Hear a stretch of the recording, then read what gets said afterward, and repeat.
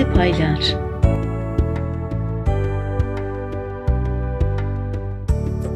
Yeni il bayramına neçə gün qalırdı. Ürəyim istəyirdi atam bilmədən onun üçün bir pay əldə edəm. Bir az düşünəndən sonra belə bir tutum tutdum. Ağacdan bir zad qayırıb bayram günü ona verərəm. Gecə oldu. Atam dedi, get uyu.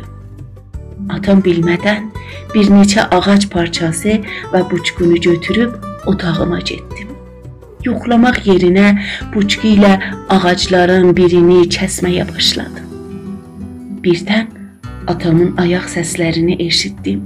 Ayaqlarını dərə-dərə otağın qapısına yaxınlaşırdı. Durmadan ağacları, buçqunu yatağın altında gizlətdim. Sonra isə yatağıma girib özümü yoxlamış kimi göstərdim. Atam yavaşca mənim otağıma girdi. Məni uyumuş görəndə arxayın oldu.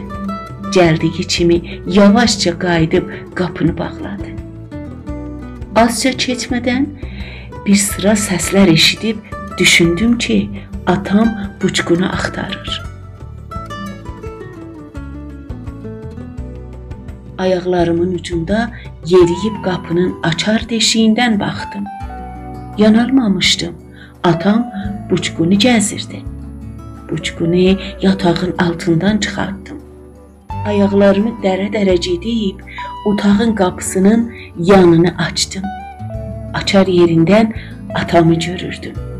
Buçqunun öz-özünə otağa girməyi onu çaş-baş qoymuşdur. Bayram günü mən atama bir pay verdim. Atam isə mənə bir pay verdi. Bu payları hər ikimiz gizlicə düzəltmişdik.